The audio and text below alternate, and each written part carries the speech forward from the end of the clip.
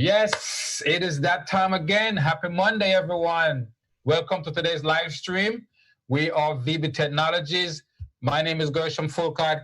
His name is Mr. Jingawa, Vice Chairman. Hello, good afternoon. And as always, we have James that make things happen from California. James, what's going on, bud? Long time no see. It's been a while, man. You got to come out here. Come visit. And when the global pandemic ends, man. Spaces here in Philadelphia, so you can come visit us, okay? Compared to California, Compared yes. to California, exactly. I miss the food. You guys eat so well out there, man. Every time I come party with you guys, it's omakase or that Chinese place or just, man. Yeah. We do eat well out But here. California, actually, has, I think, better food, especially Japanese food. Omakase, oof. And Vietnamese food. I think they have better Vietnamese food in California than they do in Philadelphia. Yes. Yeah. All right, guys, look, everything are excited. I'm excited. Mr. Jingawa is excited. I know you guys are excited. We see Bitcoin price is surging. We just cracked 12,000 again, but we pulled back below it. So to me, it's just a matter of time until we cracked 12,000 and establish that as a base. So even though we cracked 12,000, pulled back, I'm not worried about it. Actually, I'm super excited, by the way, because, if you're trading, you can buy this dip and get even better gain, right, Mr. Gao? That's right. All right. What's the price right now? I think the price right now is 11.8 something, I checked. By the way, speaking of price, so new rule, guys, new rule. We're doing something new today. We're giving away $25 in Bitcoin to the person that predicts that come closest to predicting the Bitcoin price by the time we end this live stream. Actually, I put 6:15, so I already set my alarm for 6:15. At 6:15, we'll look at the price. 6:15. But your price prediction must be in between now and 5:40. So you have another 6 minutes to get your prices in, okay? Any price prediction that comes in after 5:40, we're not going to count that. So your price prediction must be in either on Facebook or on our YouTube channel right now, okay? $25 in Bitcoin is on the line, and you guys know it's $25 today, but who knows 6 months, a year from now, what that could be, okay? So you want to get that, all right? So, Mr. Jingao, how was your Monday? How was the weekend? Oh, it was awesome. Oh, yeah? Looks like actually Jason just came on board. Oh, Mr. Wong, how nice of you to join us, sir. I don't see him. You don't see him? No. Jason, are you on? How come I see Jason on Facebook? You're probably looking at... Oh, I just put a picture of him, so that when he does join, he'll be there. Okay. Yeah, because I didn't hear a ding. I didn't hear him ding in or anything. Okay, right. I see. I'm looking at Facebook and I see. He's with us in spirit right now. He's cheesing, smiling. Exactly. All right. So yes, guys. We're feeling good about the price of Bitcoin. I think it's just a matter of that time, maybe the next few days or weeks or so, until we see Bitcoin break 12,000 and establish the base, and then, as I said before, once we establish 12,000 or that as a new base, then my eye is on 14,000 as the next real target. And if we could take out 14,000, then I'm convinced that we are in the real new bull run. I mean, right now, to me, it's kind of like things are warming up. You know how, you get into a car and it's just warming up. It's not really there yet. Right. I think that's where we are right now with this new bull run. We're just kind of getting things warmed up. So I want to see 14,000. Once I see 14,000 in a very strong way, meaning that we can close above 14,000 and establish that as a base, then I feel comfortable that we're in a serious bull run. Mm-hmm. Yeah, so actually back to I was just typing into Facebook on asking our members to do the price prediction. So so that's why I wasn't totally answering you about how my Monday was. You wanna? Is that John Proctor's people? Yes. We're in the office right now, so we do have someone that actually just came in the office. But anyway, Mondays is always one of our busiest days, right? Because over the weekend, actually, and especially today, over the weekends, we had like so many orders. So many people that came on board. We have a lot of people from Australia, New Zealand, all right? So we have a member in California Hugh Benjamin, he's been doing phenomenal in our business. He's really taking it to another continent, all right, to Australia. Yeah.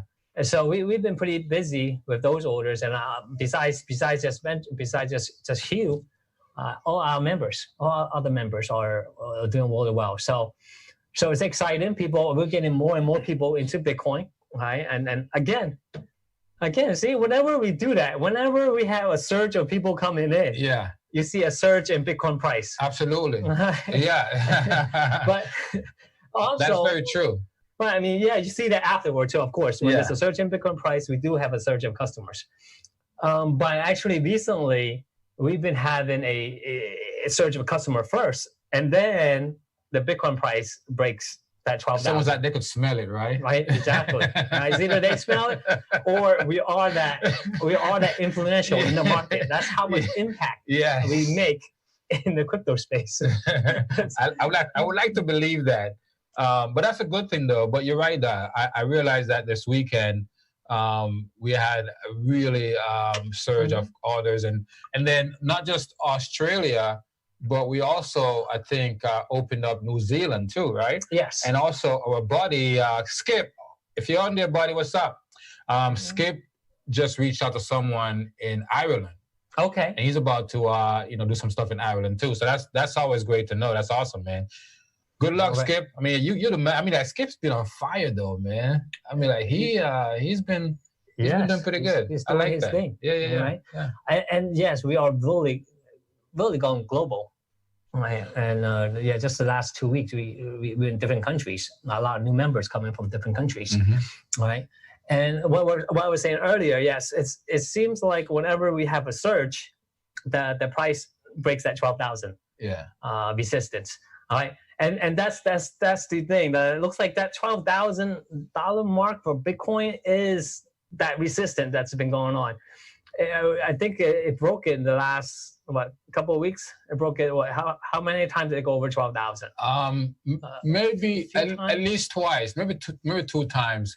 But if you remember, before we got to 12,000, for a long time, 10,000 was like our nemesis. Yes. Like we have a hard time breaking 10,000 and staying above 10,000. Yes. And so we were bouncing between 10 and 9. Mm-hmm. And then for a couple of weeks, we were bouncing between like 9 and 3. Right? And so I was between 9,000 and 9,300. Okay. Yeah. 9,300. Okay, got it. And so one of the things that we're looking for is for it to break 10,000 and then establish 10,000 as a new base, as a new support. And I think we've done that. All right. So now we've done that, and so the next level is that 12,000, right? And now once we do that and establish 12,000 as a new support, then we can look at 14,000, and that's what I think is going to happen. It's like we have these short-term goals, we have the mid-term goals, and then long-term goals, right? And I think all the way up to 20,000, which is an all-time high, we're going to have to accomplish these short-term goals. All right. 12,000, 14,000, 18,000, on the way to 20,000. Now, once we crack 20,000, then the sky's the limit, because there's no more support, there's no more resistance established above 20,000. Mm-hmm. Now, between here and 20,000, we have a lot of resistance. That's already established. Right. 12, 14, 16, 18, all of that, right? But once we break all of those resistance and break 20,000, then the upside, who knows where we can go, because at that point there's no more resistance. It's just clear skies, right? Sky is the limit at that time. At that point. Also, forgot to shout out about we do have new members in UK. From Solomon. That's awesome, man. That's awesome. Yeah. And I think Stanley, do you have someone in French? I know someone that speaks French. Yes. I'm not sure. I think Stanley have someone everywhere. I think if you really look into it, Stanley probably have a member in every country. That guy is truly global, man. That's awesome. So about the more of the technical traders are more into the resistance, the support. All right, so you are into trading, then yes, that's something you should look at. If you're into day trading, And a lot of people look at it, they see the 12,000 mark as their profit taken, and maybe it goes up to 12 and say, hey, that's where I want to take my profit. A lot of people, they set their sell order, their limit sell order at that price. Okay, usually at a let's say 11,900 or $100 mark or $1,000 mark, and then automatically sells. So that's why you see whenever it hits that point, and you see a kind of like a mini flash crash which actually it happened with the altcoins. It happened with the altcoins yesterday. Was it yesterday? It went up really high, really rapidly, and then boom, right before Bitcoin hit 12,000, a lot of people sold off the altcoins. Altcoins being like Ethereum. Actually, Ethereum has been very close to Bitcoin. Yeah. But I'm talking about Tezos, Chainlinks, XRP. Right, those coins right before the 12,000 mark, of the Bitcoin's 12,000 mark, those coins actually went down. So people took profit from those coins, and then they took the profit and then dumped it into Bitcoin. So you see that the Bitcoin kind of like went up and passed the 12.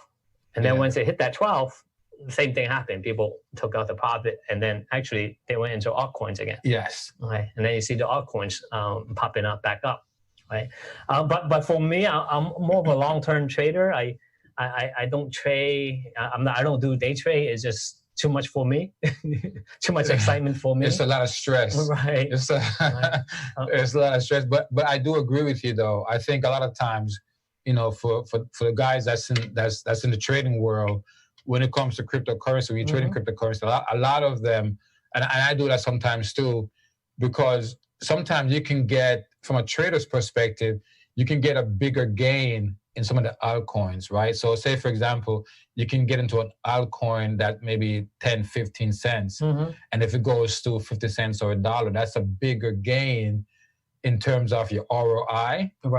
Right? So what happened is you get that gain in the altcoin, you take it out and you dump it into Bitcoin. And a lot of times you're right. When that happens, then that helps to push the price of Bitcoin up. Right. So you're absolutely right about that. Right. Yeah. And when you see these short-term volatilities without any significant news out there, and that's usually that's what caused it, is these traders buying and selling fairly quickly, and taking a short profit here and there and putting money in somewhere else. Right. For me, I believe I'm more of a fundamental investor in these coins. Like I hold into Bitcoin. I think fundamentally there's a lot of value in it, and in the future, of course, right? Yeah. So fundamentally, if you don't see any news of what's going on with these coins, but you see all these short-term volatility, yes, it's because of these day traders and people trying to take some profit out. Exactly. Right. But if you're in it for a long haul and you see the fundamentals are good, holding on to it is the best way to go. Right? Yeah. I trading is not. I wouldn't recommend trading to most people because it's not for everyone. It does take nerves of steel. It can cause you a lot of stress.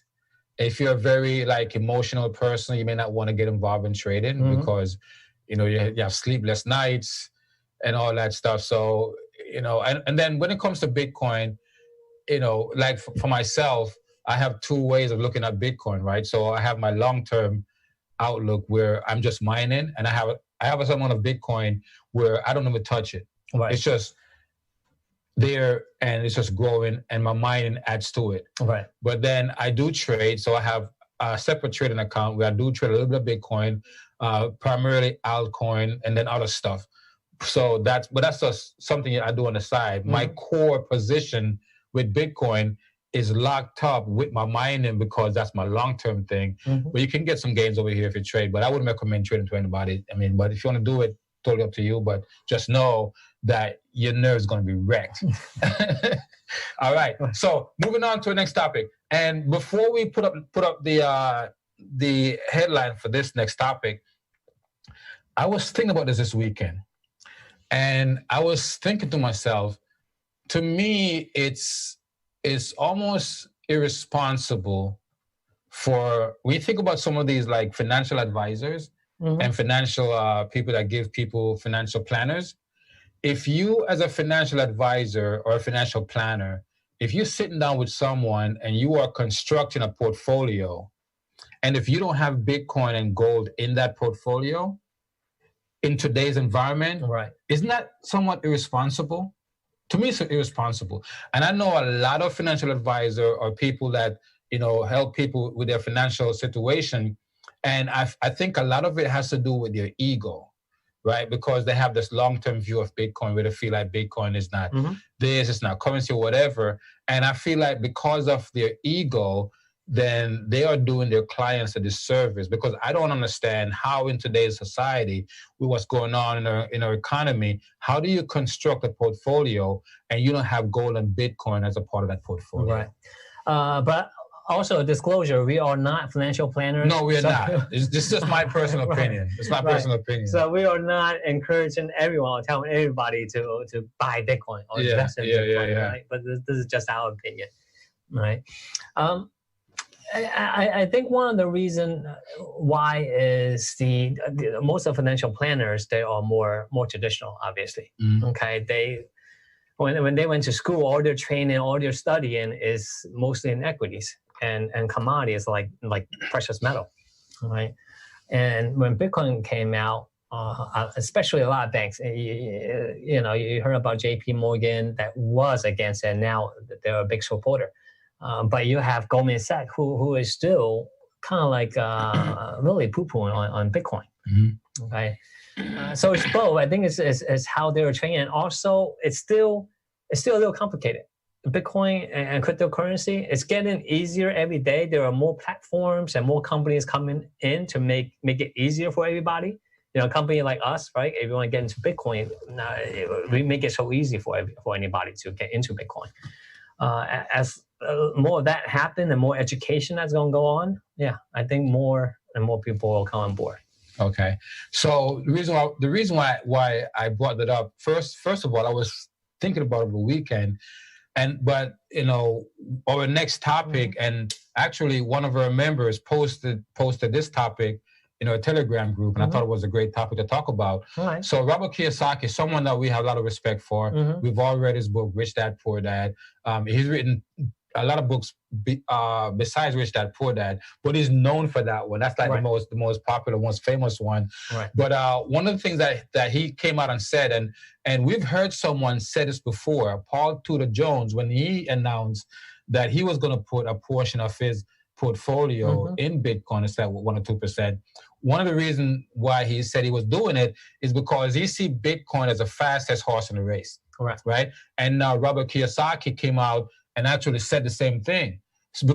So he's looking at, he's a billionaire, and all these guys are billionaire. Paul Tudor Jones is a billionaire, right? And so they're looking at the landscape and they're saying to themselves, okay, you have equity, you have, the bond market, you have commodity, you have precious metals, gold, you have Bitcoin and all that stuff. And which one of these assets is going to give you the most bang for your buck? Right? And so like right now, gold is hitting an all-time high. So how much further can gold go? 2,500, 3,000? Right. Okay, let's just be completely crazy and say 5,000. All right? So gold can go to 5,000, which is not to sneeze at. But you look at something like Bitcoin, that can give you 100 times your investment, right? So they're looking at Bitcoin and say, hey, look, if I'm going to go, if I'm looking at my portfolio for the long term, I have to go with the fastest horse in the race. And right now, compared to all other assets, including gold, Bitcoin is the fastest horse in the race. And when you step back and look at it, they're absolutely 100% correct. Right. Now, the funny thing, Robert Kiyosaki, James, can you pull up that article? Do you pull up that Robert Kiyosaki's article? That should be the second article, James. All right. Funny thing is, for his book, Rich Dad Poor Dad, what was that about? About besides that, but more about his two fathers, right? One is his real father, who I think he was a teacher. Yeah. Right, and who just go to school, work, do the traditional things. And then he also have another father, or kind of like a mentor, more of a mentor, that went into more like a business route, right? And one of the things Robert Kiyosaki.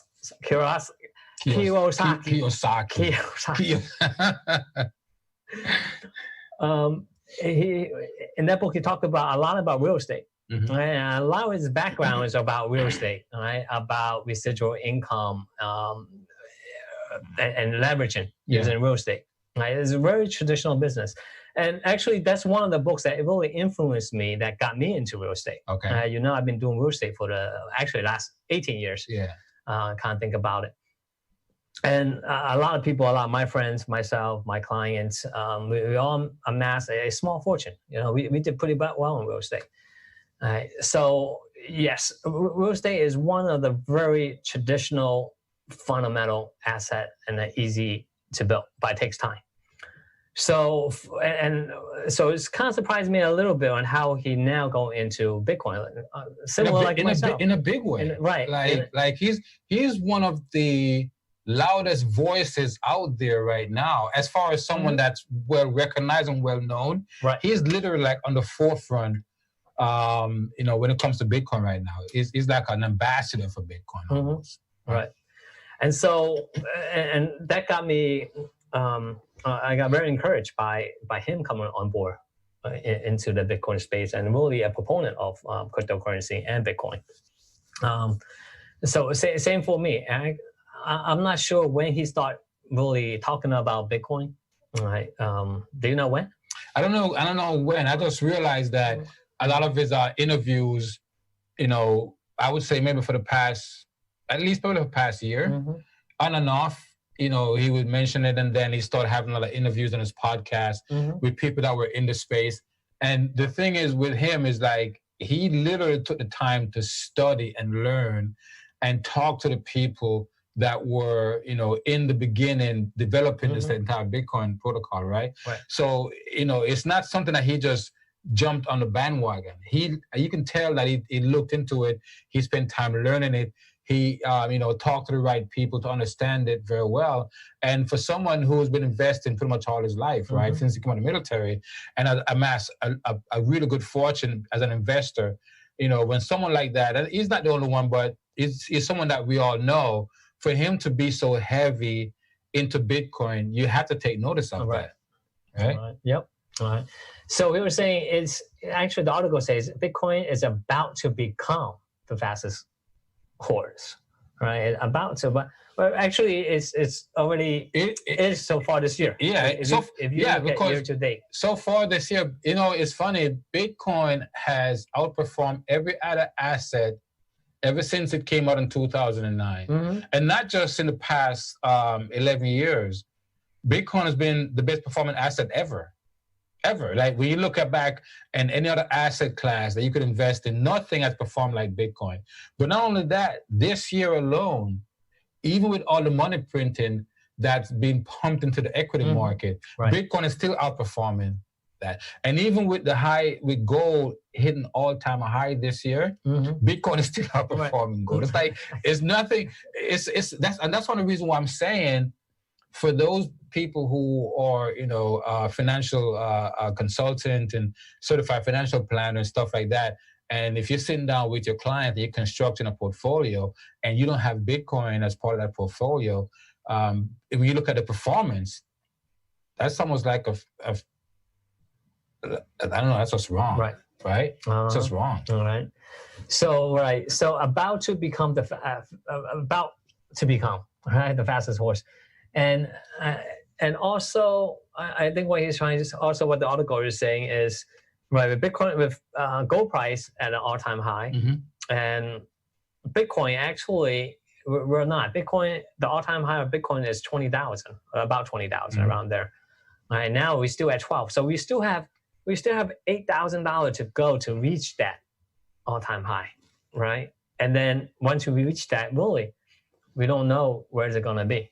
Okay, we have so many analysts, so many models that were saying this year it'll be 12 to even some articles are saying even this year we might hit an all-time high, right? Yeah, I've heard that, and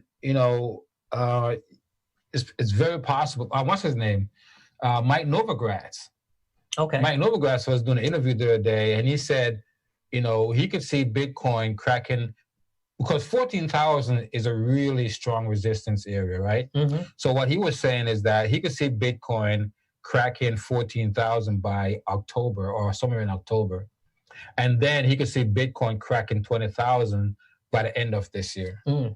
That would be awesome. Yeah. And that's, what originally what our prediction was, end of the year, we kind of think Bitcoin's going to be around the 14,000 range, right? So if it does hit the all-time high this year, that would be awesome. Normally during the last two halvings, it's the year after, right? We just have to have in May of this year. So that's why most people think it'll be next year that will hit the all-time high. But either way, exactly. There's win-win. Yes. There's no losing here. It's win-win. But the reason why I think is very possible to hit the all-time high this year. Yes, traditionally, Bitcoin normally hits an all-time high the year following the halving. But I'm looking at the landscape, and there's so many things taking place right now in the economy. We had the COVID-19 lockdown. We have, $3 trillion that was printed up and stuff into the economy. We have interest rate is still at zero. And when we crunch the numbers, we're already at negative rates. That's another conversation. So I think the environment right now could speed up the reaction of Bitcoin. So that's why I think it's possible to see all-time high by the end of this year. Possible, right? And it's going to be exciting. Right. Yeah, if that happens, that's going to be off the chart.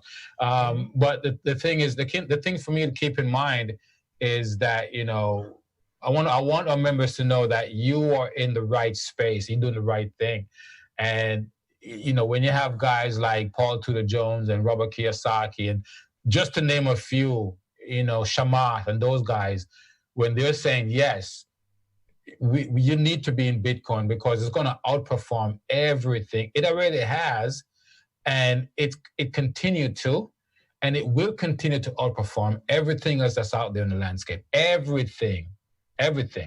So why would you not want to be on that horse, right? It's just, to me, it's just common sense. It really is. I mean, the thing is, what other options are there? What other alternatives are out there? So to that point, the video we have coming up, coming up, alludes to that, right? So speaking of which, guys, let's just jump right into the video. So it's time for the video. We have one every week. And today's video is from someone that we've heard from before, Raoul Pal. He used to be a managing director for Goldman Sachs. And if you work at Goldman Sachs, especially if you were as a managing director or run one of the department, you got to know what you're talking about, because that means you're managing billions of dollars, right? And when this guy talk, people listen. He's one of those guys, another one of those people where he carries a lot of experience, a lot of weight. People love him, people know him. And so he owns a company called, I forgot, Vision something. And every day they do like a recap of the market. So this interview that we're going to play for you, he was doing a market recap, and the narrator asked him, "Hey, what's going on with Bitcoin? Give us your thoughts on Bitcoin." And the information that they laid out in this little segment we're going to play for you is golden. I mean, like, this stuff, you're not going to get it anywhere else, guys. You're not going to get it watching CNN or Fox, any one of those news stations.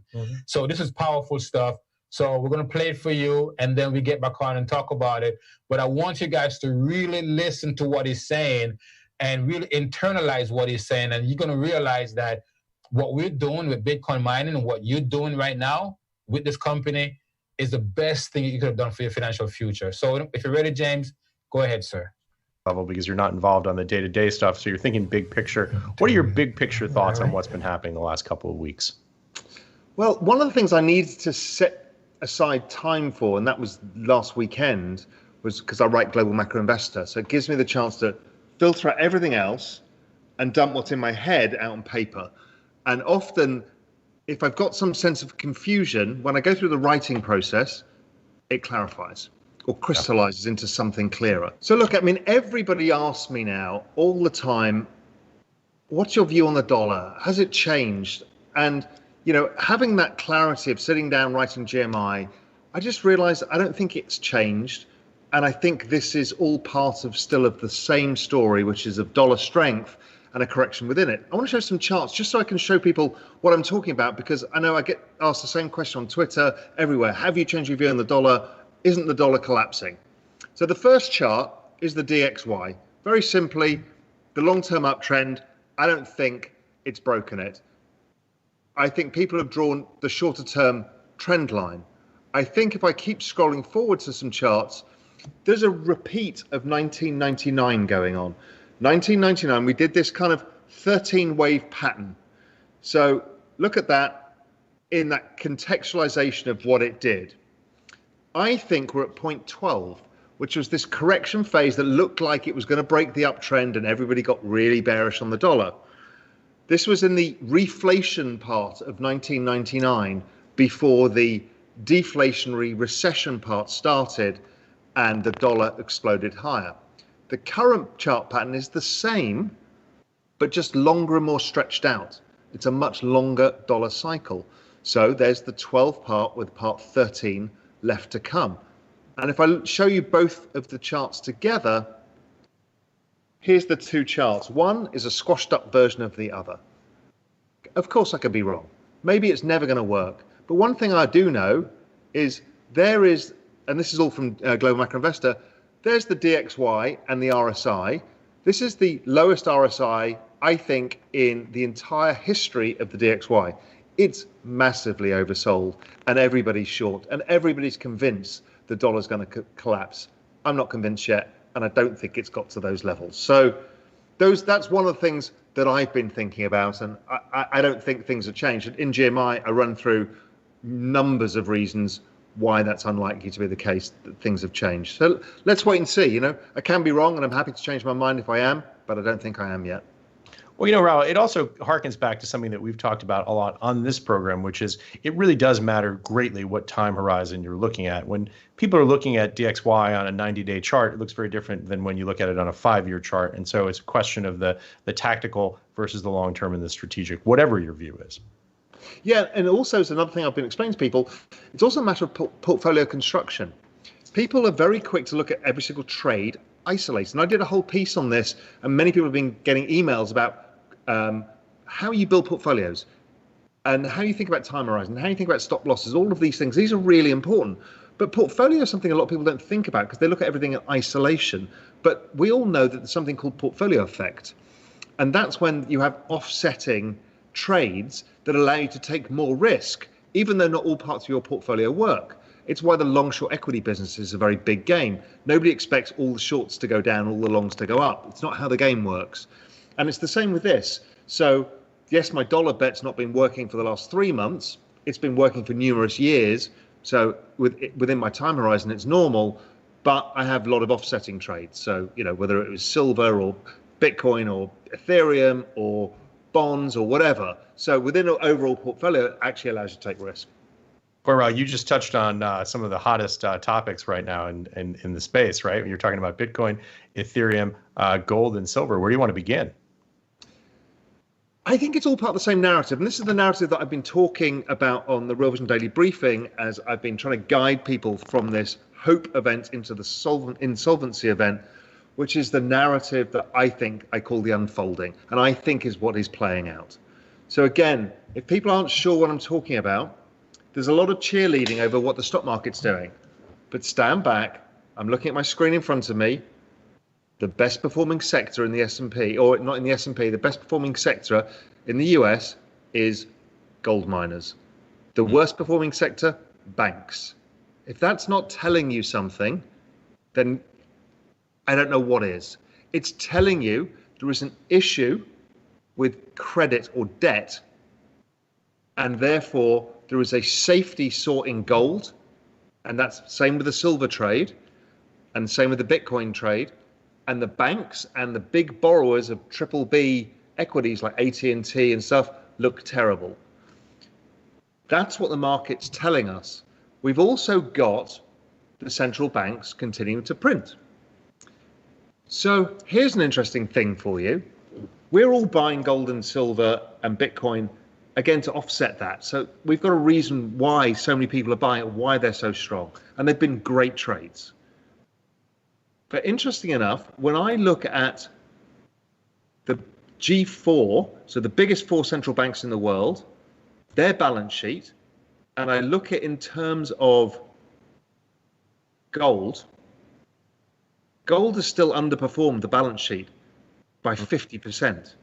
The central bank balance sheet has grown faster. So in theory, your purchasing power potentially has fallen faster. Now, I know it's not a straight trade-off. But it's a framework to look at it. It's a way to think about it. Yeah, equities have done a bit better. The S&P's done okay, but still has massively underperformed. In fact, there is only one asset in the entire world that has more than offset the balance sheet, and it's Bitcoin. I knew exactly where you were going. And when you look at the log chart of the balance sheets and the log chart of Bitcoin, they look very similar. And obvious, when Bitcoin is going through quantitative tightening, when the central banks are going through quantitative easing at the same time, that's a heady mix. And Bitcoin is, I don't think even realize that. I only realized it when I was starting to have this hunch that almost no trade matters except Bitcoin at this point. Almost everything is an inferior trade to Bitcoin. And so I started testing that hypothesis, and I've not even written this up yet. So this is people are hearing this for the first time, and I've alluded to it on Twitter. But I looked at Bitcoin versus everything, and there is nothing except currently Ethereum, and that's in a shorter term time horizon because it was underperforming massively. But on any meaningful time horizon, whether it's 1 year, 2 year, 3 year, 4 year, 5 year, 6 year, Bitcoin's basically outperforming everything and is breaking out versus everything. Or another term, everything is breaking down versus Bitcoin. It's like the supernova that's sucking in everything else around it in terms of performance. Because, the equity market, look at the S&P divided by Bitcoin. It's falling off a cliff. It's like, wow. Gold, same. It's like, okay, this is interesting. Any commodity indices, I can't find anything that remotely looks as good except Ethereum, which I think in a shorter term time horizon, much like silver looked better than gold in the short term time horizon. Right. And it's just got me thinking. So then I thought in my head, it's like, yeah, but Bitcoin is a 50, 60 volt, and gold is 13 volt. So maybe it's just that. But then when I 5 times gold and do a little formula, still doesn't look any better. And then you think, well, yeah, but gold, you could take a lot more leverage because of that. And then you think, yeah, but Bitcoin's so superior. Why could you not take leverage in that, even though it's more volatile? I can't find a reason currently why it's not going to go up 100 or 200% the rest of this year, knowing what we know about some issues in China going on, where, Hong Kong, there's issue with getting capital out of Hong Kong. We've got the election. There's the fear of what happens to your money over the election. Who's going to get taxed, who's not. There's a whole number of other little swing factors, plus the fact that the US has allowed Bitcoin as the US banks to custody Bitcoin, which allows basically hedge funds to own it in prime brokerage accounts. And Bitcoin Mom, the woman who runs the SEC on this particular issue, has got back in until 2025. And there's some more legislation just got, moved on by New York. Basically, it's being set up for every single institution to buy it. And we get a chance to front run, for once, the financial market participants without them front running us. Yeah, it's interesting. It's a place where retail can finally outcompete institutional because of the ability to, do that and access those markets more easily. Yeah, Hester Pierce story, big news. So many thoughts to what you just said, Raoul. I'm really looking forward actually to seeing your Bitcoin research and seeing on a volatility adjusted basis and versus other asset classes. That's going to be really interesting.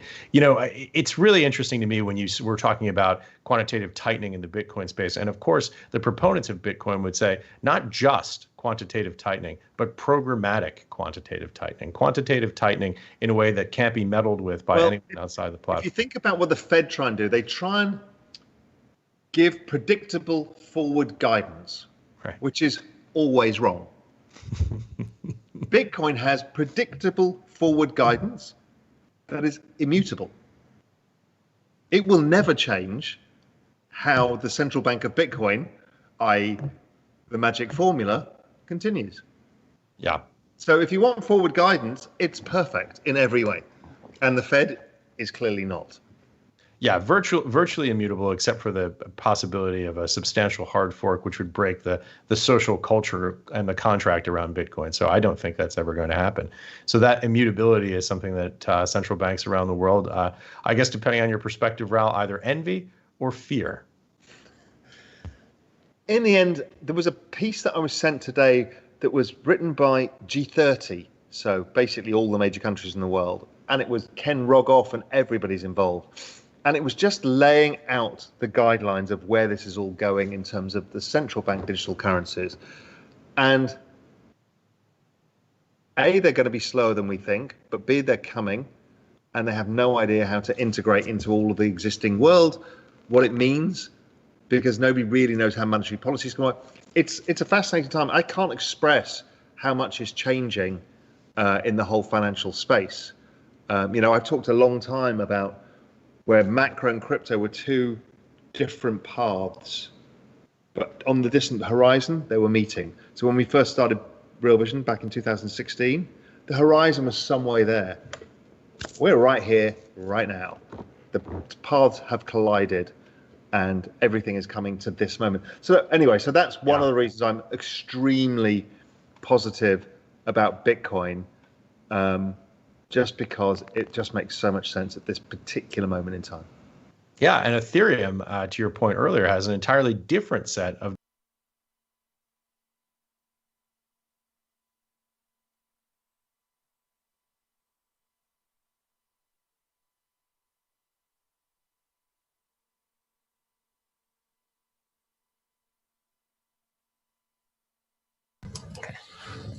All right. So I know that was a lot to take in. I like listening to Raul Paul. One of the things is he's got this really thick, like British accent. You got to really listen to what he's saying. But this is a guy that really understands how these things work, right? And he's really studying it. And he's about to write a paper on it that he hasn't even published yet. So like he said, this information, we're getting it fresh, right? But one of the things that he said, and I've said this before, I didn't use the exact same term. Oh. But wait! It is 6:15 right now. Let me put the price out there. It's 6:15. So let's see what's the price of Bitcoin. Bitcoin price right now. Oh, it took a little dip. Wow, is this doing our? It went down to 11,470 at one point. Wow. Oh, that's when it hit the 12,000. Okay. I think this is earlier. All right. The price right now is 11,827 and 16 cents. All right. Let me just put it on Facebook. 827.16. James, so you can do us a favor and see whoever predicted the closest to that price that I just put on Facebook, 11,827 and 16 cents. Right. Whoever is the closest gets $25 in Bitcoin. Again, those predictions had to be in by, it should be 540 or before. Okay, James? Sounds good. Let me try to become good at numbers real quick. All right, thanks. All right. Yes. But what I was saying is one of the things that Raul Paul just said, and I've said it before, is that I see Bitcoin is like a black hole. And it's just going to suck everything in. Like, it's going to suck in money from the equity market, money from the bond market. It's going to take in money from real estate. It's going to take in money from precious metal. It is going to suck. Everything is going to get sucked right into Bitcoin like a black hole. Not everything, but it's going to take some. So, gold have a market cap of 8 trillion. So if Bitcoin even get 10% of that to go into Bitcoin, right? Can you imagine the market cap of gold? All that slushing around free money that the Fed's printing up, that's in the equity market. Mm-hmm. A lot of that's going to find its way into Bitcoin. A lot of people are going to realize that when the real estate market, turns, people are going to start jumping all of that. That will go into Bitcoin. The bond market, there's so many assets right now that's going to find their way into Bitcoin in some way, shape, or form. Even if it's just 1% of each, it's going to blow up the price, the market cap of Bitcoin to over $1 trillion easy. So yes, that's how I say Bitcoin right now. It is absolutely like a supernova, like he said, and it's just sucking everything into it. And it's the best trade right now. And when I heard that, I kept thinking to myself, it is absolutely irresponsible for any financial advisor not putting, some Bitcoin in their client's portfolio. My personal opinion, but when you look at the landscape and look at what Bitcoin is doing, how could you not have Bitcoin in your portfolio? Mm-hmm. A couple of things he said that's very interesting. One is about Bitcoin. Us, okay, we can be the front runner for the first time. Yeah, for the first time, we can front run Wall Street for the first time. Right, people, like you and me can be the front runners. Whereas banks and the Wall Street guys, they have been doing it all the time. They are always the front runners, right? If you remember the financial collapse, when was it, 2010? 2008. 2008, the financial collapse, where all those Wall Street people, they're all making boatload of money, and then boom, when it collapsed, they still make boatloads of money. They did. And who got screwed? The people. We got screwed. As always. Right. Right. We have to bail them out. Yeah. And of course, the real estate market took a nosedive, and we had a great recession since then. All right. So they not only did the front running, they also did the back running on us. Right. So we were back running. So we will be doing the front running. Hopefully we won't back run anybody. All right. Yeah. Also, funny thing, he talked about the chart about the 1999 chart back in 1999. I was just thinking about what happened back in 1999. If you remember, in 1999 and 2000, that was that dot-com boom, the dot-com bubble. It right? was, yeah. You pick any dot-com companies, anything with dot-com on it. And it was going up. It'll go up 20%, 30% every day. Yeah. Double, triple in I remember those days. Okay. And then boom. In March of 2000, it totally collapsed, right? There's a big bubble burst. And it actually took 14 years until 2014, 2015, that's when it recovered. That's when NASDAQ, NASDAQ hit the high at the March of 2000, March of 2000. And then in 2014, 2015, finally got that new high and break that new high for NASDAQ. It's Bitcoin. If you think about Bitcoin, in 2017, we had that 20,000 high. Mm-hmm. We hit that 20,000, right? All-time high. And then kind of like a bubble, kind of like burst, right? And then busted and went down to as low as $3,000, right? And now we're recovering. With cryptocurrency, the space in cryptocurrency it's not a conventional time, right? Every year in cryptocurrency, it is like 3 to 5 years in a regular time, right? So that's why this is how fast the cryptocurrency market is moving. So if you think about 3 to 5 years compared to a 1 year, right? We're talking about like dog year, you know what I'm saying? Yeah. Like one dog year or one human year. It's like 7 years. Yeah, something like that. Something like that. Yeah. Okay. Yeah. So it's like crypto year. 2-3 year, I would say even 3 to 5 year regular years is like one crypto year. Mm-hmm. Okay.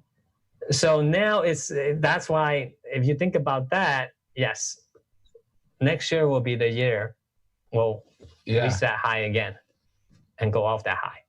All right. So who do we have? Who's the winner? So the winner is Sylvia Barter. Sylvia. All right. So Sylvia is the winner. Okay. Sylvia just won herself $25 in Bitcoin. All right. So Sylvia, if you want to drop your member ID in, I'm not sure if you are in the Facebook or the YouTube, but wherever you're watching us, Sylvia, drop your member ID and I will send you $25 in Bitcoin. Congratulations, by the way. That's awesome. All right. Congratulations. Nice. All right. Very good. Can I just say she was very close. 1 cent and was it 1.59 off, right? Wow. So $1.59 off. That's awesome, wow. Sylvia. You should probably be a trader. No, I'm just kidding. I'm just kidding. Don't do that to yourself. It'll work your nerves so bad.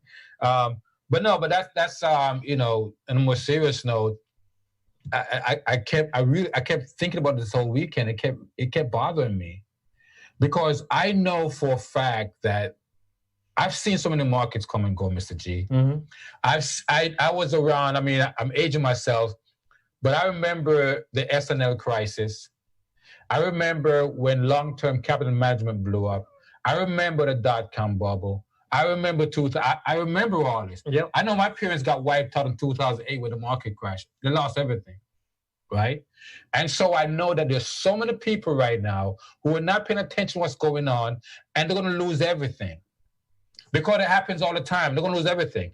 And I know there's so many people that's taking advice from financial consultants and financial advisors, and those same people are going to lose everything. Because my parents had a financial advisor, and they got wiped out in 2008, right? So what I'm saying is when I listen to that conversation, and I start thinking about what's going on, and thinking back of all these different markets I've seen crash, and I've seen people killing themselves, jumping off building, committing suicide because they've lost everything. And to know that we're here again, and we have this thing called Bitcoin, we can help people, and so many people will not look at it. And so many people who are advising others in their finance, and they're not looking at it. To me, that's irresponsible. Because those very same people are going to lose everything again. So I'm passionate about it because I see it happen. I see it happen too many times. Right. And you sound angry too. I am, man, because I've seen this. I mean, I've been around long enough. I've been watching these markets for a very long time. And I know exactly what happened. Right. And the internet bubble, right? And a lot of people that believe about the internet bubble. But however, if you look at it, all the good companies that came out from the internet bubble, right? The Amazon, the Yahoo, the Google, they came out stronger, and Amazon's a $1 trillion company, all right? And that's what's going to happen in the crypto market. Yes, the crypto market, we went through that in 2017, but the ones that come out, right? The Bitcoin, the Ethereum. I'm not sure about the other coins, but I know Bitcoin is coming out stronger than ever. And once we hit that new high, that's what it's going to be. It's going to be stronger than ever, just like the Amazon, just like the Google, right? Yeah. So we'll see. By the way, once again, congrats, Sylvia. Make sure you drop your member ID. James, if you see her member ID. I see it. Okay. What is it? It's wait, I send it to her right now. All right. Well, we're going to send you the Bitcoin right now, Sylvia. We're going to send it to you right now, Sylvia. That's how we roll. That's how quick technology is. That's how quick our wallet, our Bitcoin wallet, Kaboom, is. You'll get it within seconds. 813. Wait, one second. 962. 813. He's not in it. I'm doing it right now. 813. 962. 962. I have to log into my Kaboom. Okay, that's why it took so long. Or else it'll just take a minute. I know, exactly. Right. So the next topic we have coming up. I think it's about that time. So let's save that topic. Okay, we do that one Friday. Absolutely. Yes. Yeah. 813. I know we get too excited. We do get too excited. Sylvia, you have your $25 coming. Put in my one-time passcode. All right, 5368. All right. So let's wrap it up, Gershom. All right. And Sylvia, congratulations. There you go, Sylvia. Just send it to you. All right. So guys, once again, we're about to wrap things up. The other topic that we had on queue, we will have that one ready for Friday. But once again, it's always lovely to have you guys here. We appreciate it. Don't forget to join me tonight, 9 p.m. for our compensation webinar. All right. And then, we do tomorrow training at 7:30. Don't forget that. And if you have guests also, don't remember, so on Tuesdays, we do 2 webinars simultaneously. One for the members, which is training, and then the other webinar happens at the same time, with a different Zoom link. If you have a guest that needs to see the presentation, we're going to have that one too. And then our next live stream next Friday, all right? You guys have yourselves a wonderful rest of the evening. We love you guys, all right? We appreciate each and every one of you. Congrats again, Sylvia, and I'll see you guys tonight and see most of you tomorrow in training. Good evening, guys. See you guys.